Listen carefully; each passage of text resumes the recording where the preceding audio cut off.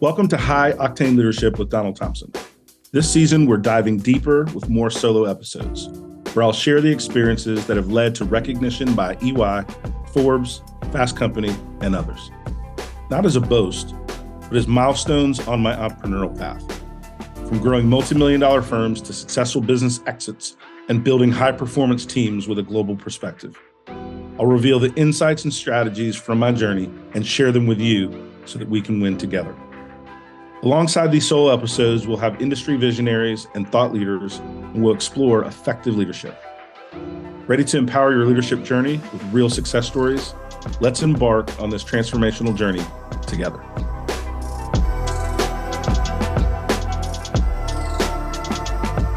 Welcome to another combined episode of High Octane Leadership and Diversity Beyond the Checkbox. I'm here with Jackie Ferguson, and I am Donald Thompson. And for those of you that don't know, this is my beautiful wife, and I'm so glad to be here with you. I'm glad to be here with you. And also to do this podcast. Oh, are we doing a podcast? Oh, yeah. So one of the things we want to talk about today is a pretty important topic for our audience, for anyone that's trying to move ahead in business and grow your personal brand. And we're going to talk about the value of a personal brand, and then also some things you can be thinking about and considering when building your personal brand. And the final thing is we're actually going to talk to you about something new that we're launching in that space that's going to be pretty cool. And so I'll jump things off, and then you can drive ahead. One of the things that I started to invest in, and this is really 5-7 years ago when I got serious about it, is what did I want to be known for?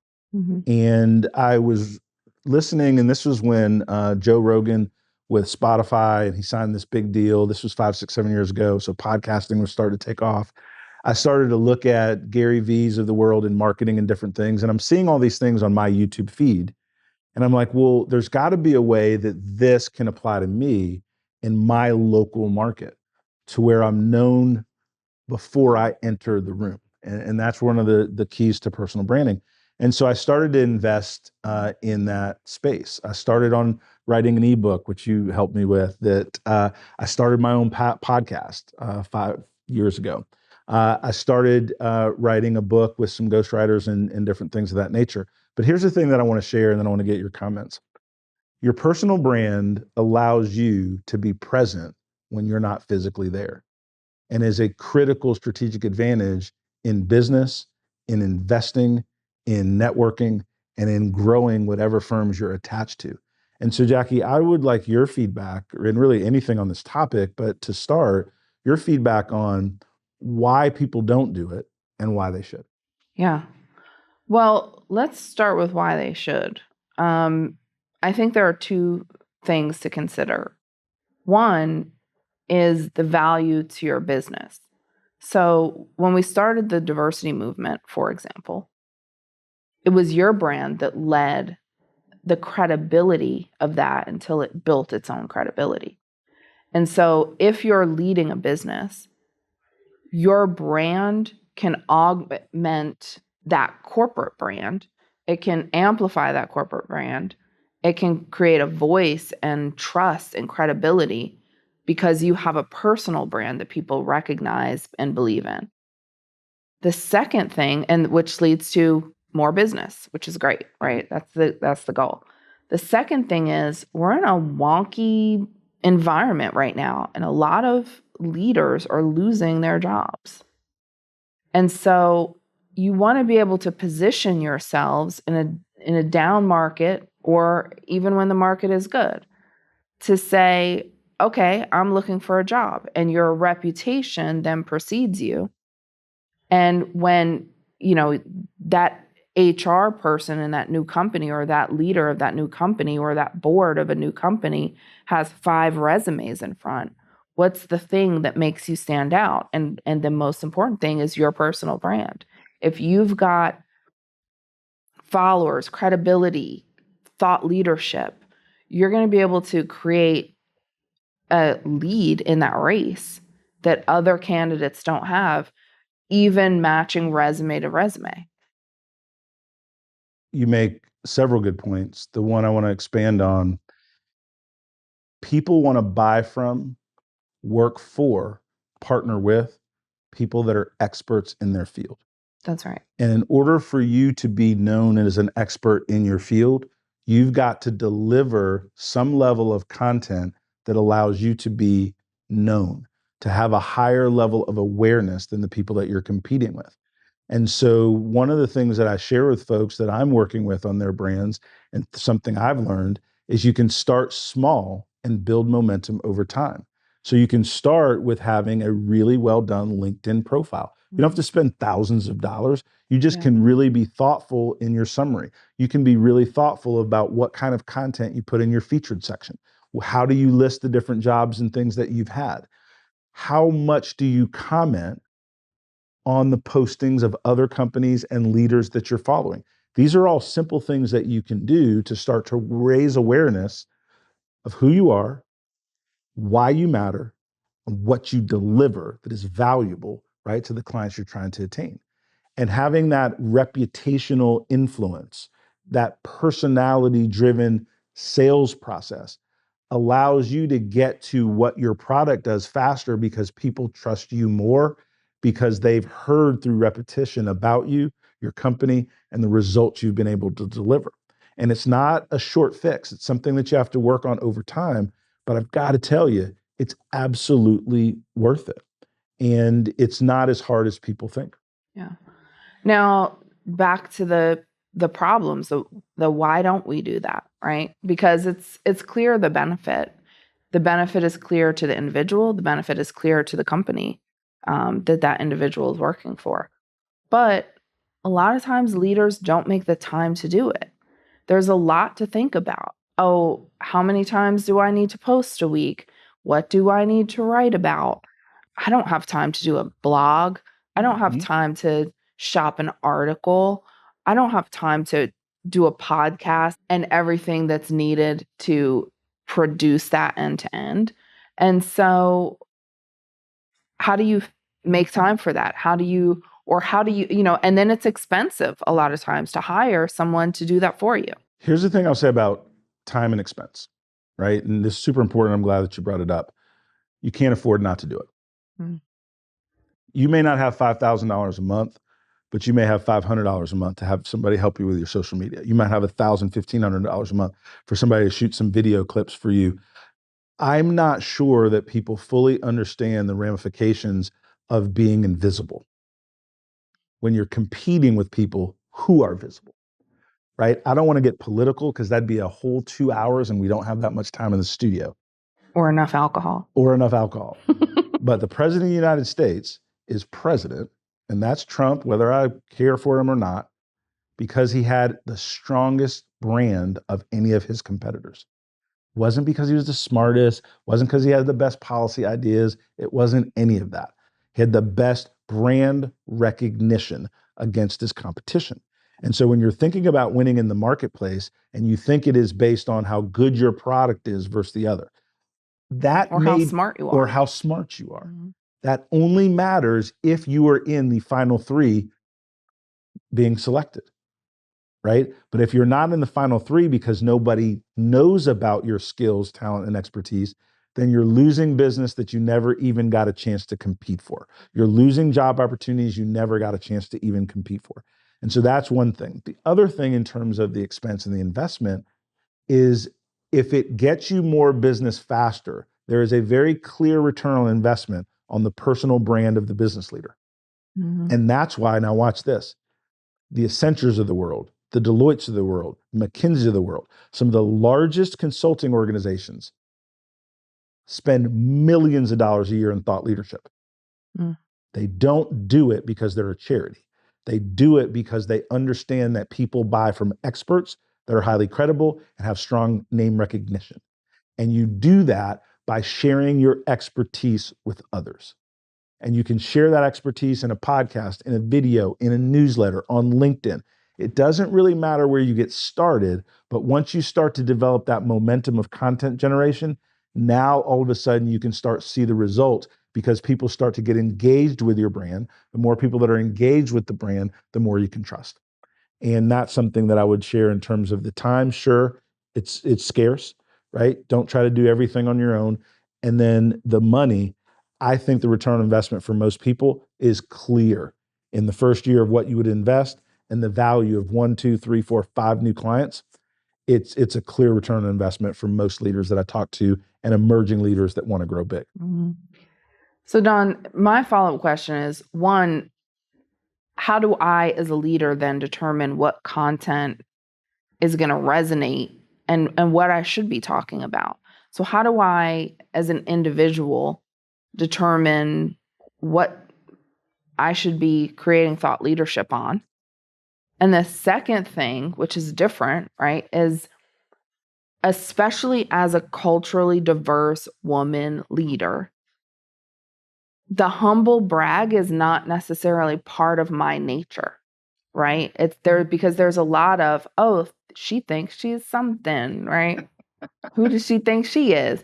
And so it's not in our nature to say, I'm the expert. Look at me. Yep. Pay attention to what I'm saying. So how do we, one, overcome that hesitation? And then two, okay, I've overcome that hesitation. Now what do I talk about? So what do I talk about and how do I get over that inertia, right, to brag on myself? Mm-hmm. So let's talk about, what do we talk about for a minute? I'm going to go into my phone. I'm going to go into ChatGPT. I am an entrepreneur and I want to increase my LinkedIn presence on entrepreneurship and leadership. What are the top 5 topics that I could talk about or write about in a post? So I talk to chat. That's a great move. Entrepreneurship and leadership are perfect for building a strong presence on LinkedIn. Here are the top 5 performing topics that both authentically delivered and high engagement for entrepreneurs. Learning lessons from failures.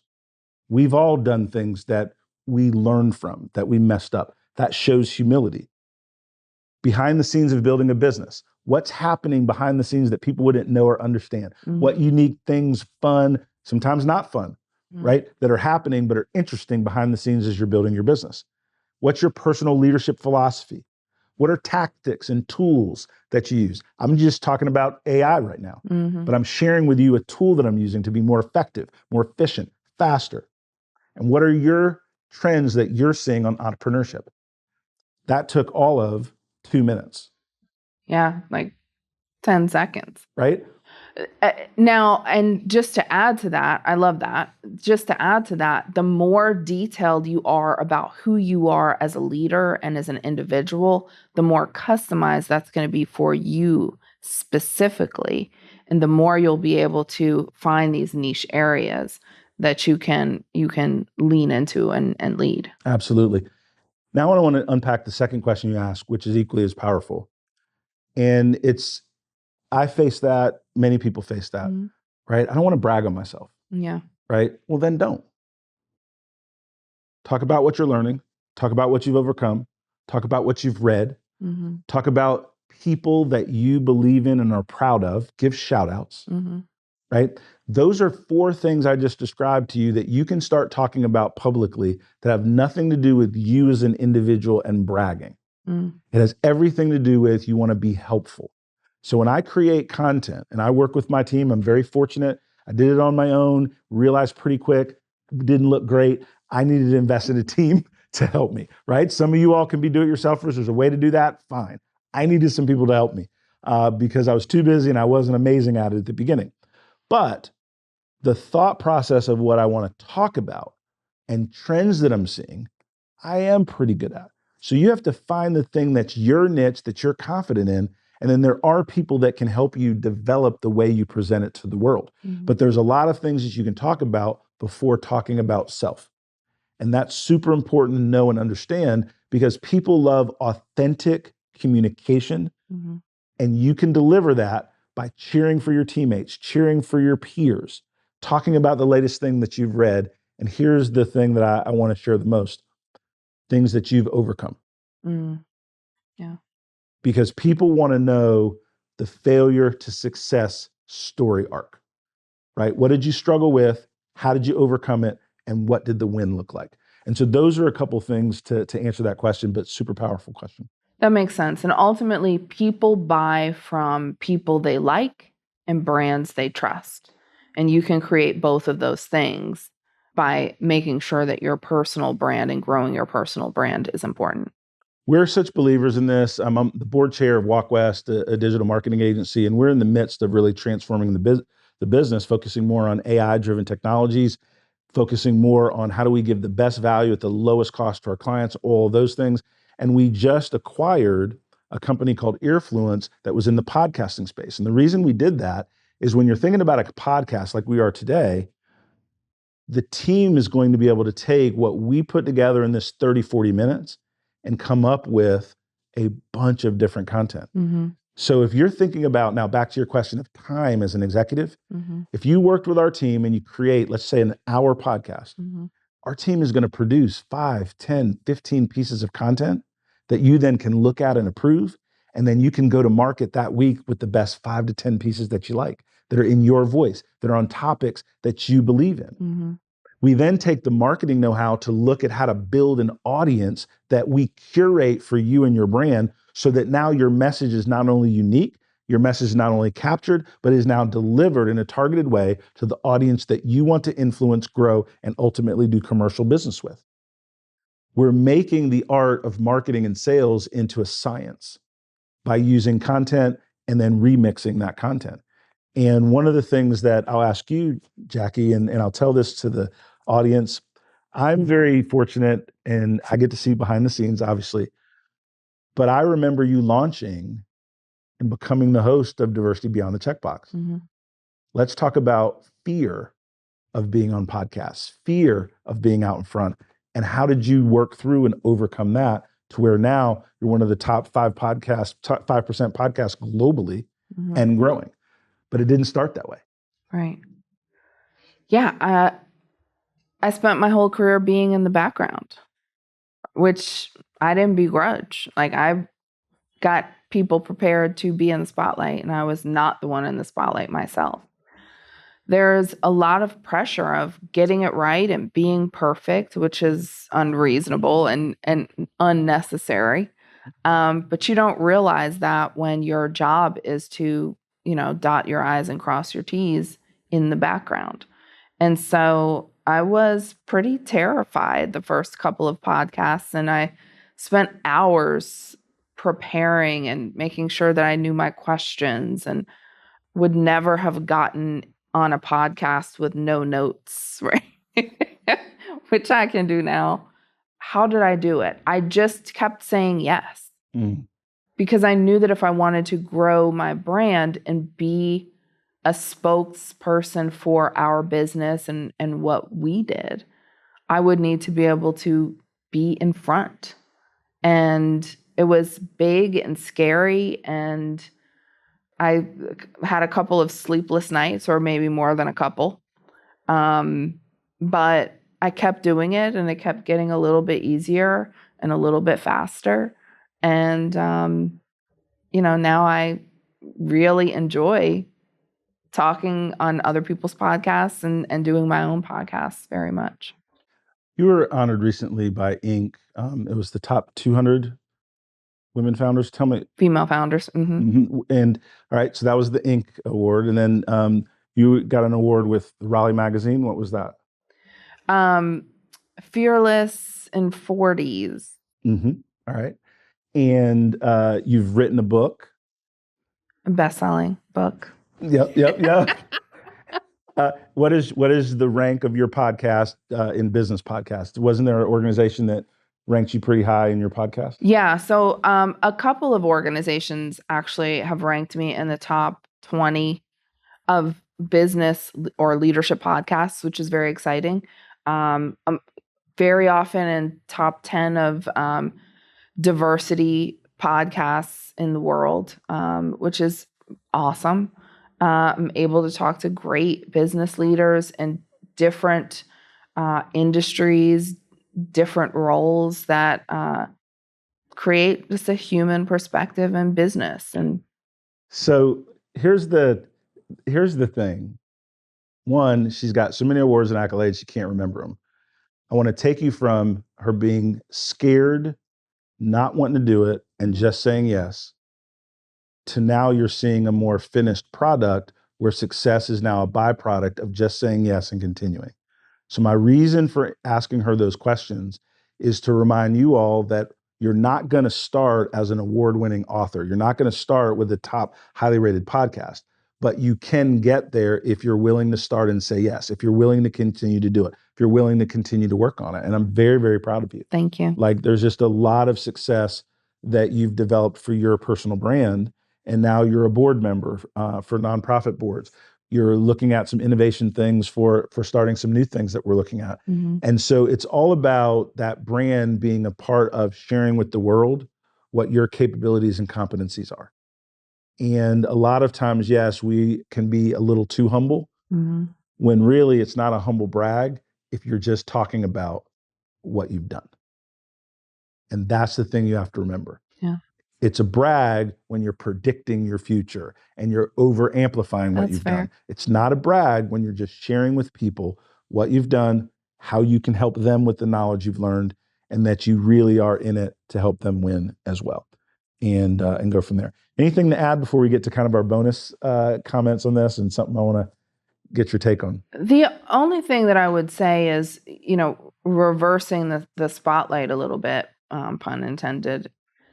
We were able to build an entire business off the strength of your brand and your awards, your Inc. awards, your Forbes awards, your EY award. And so,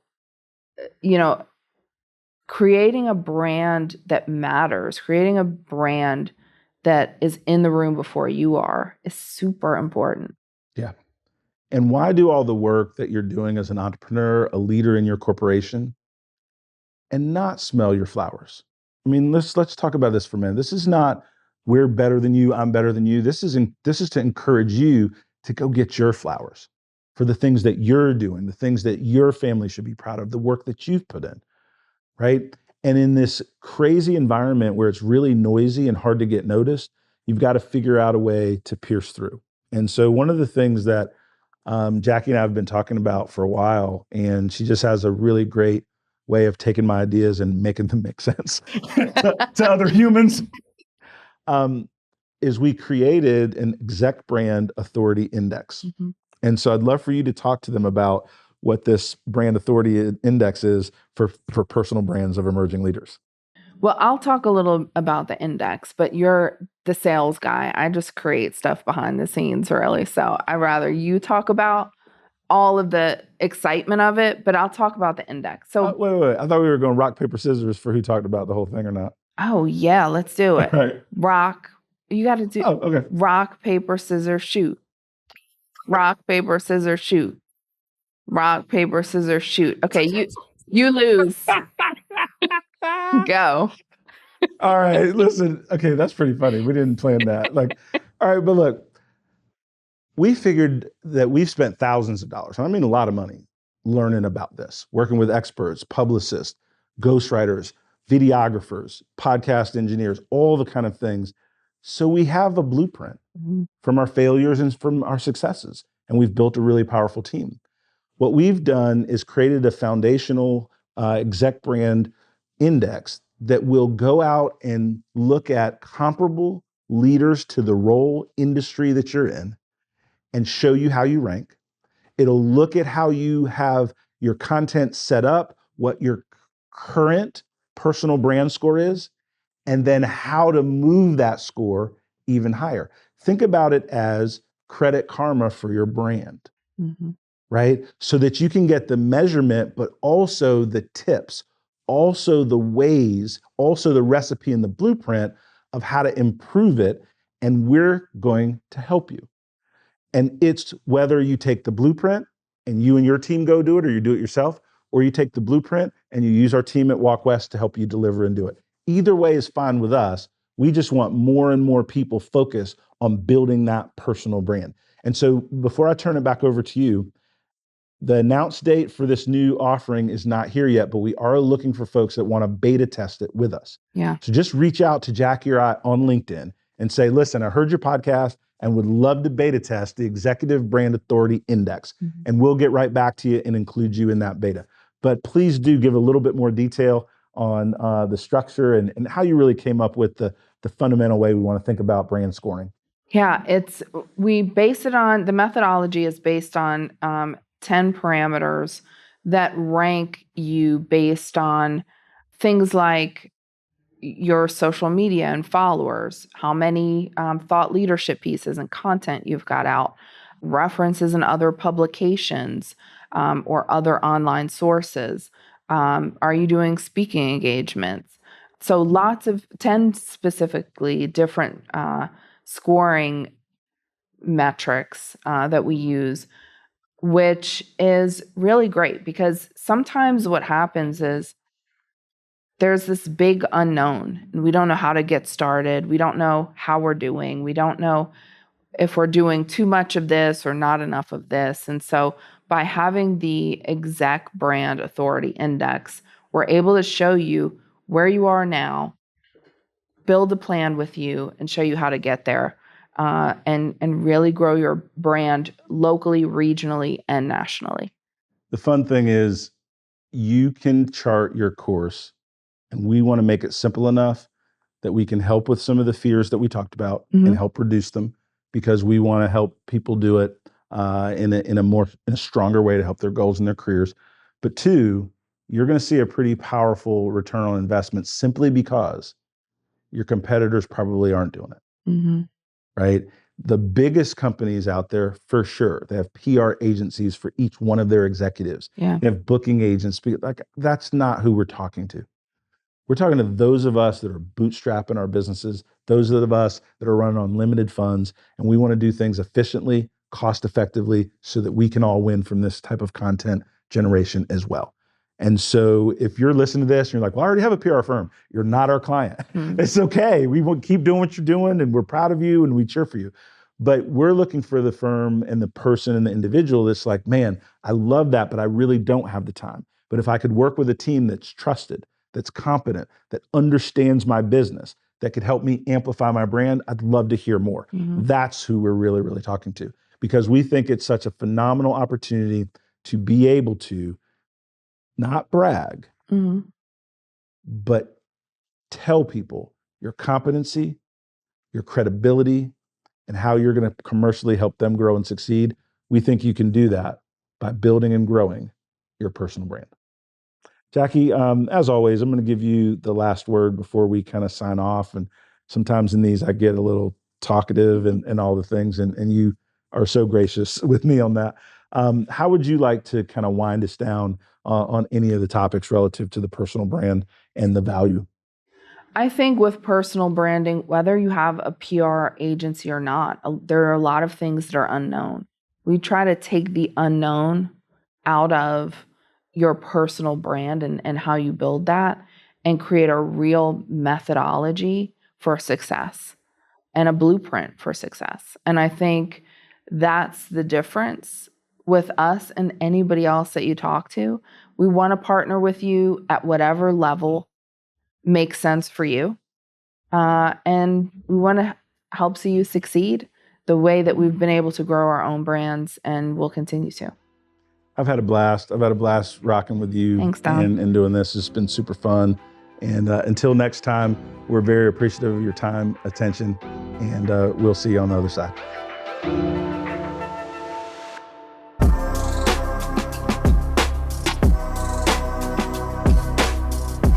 Thank you for joining us on High Octane Leadership with Donald Thompson.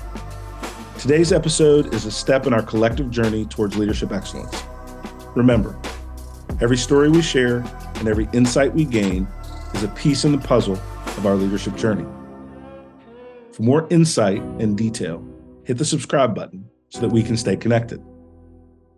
For deeper information and more episodes, go to donaldthompson.com.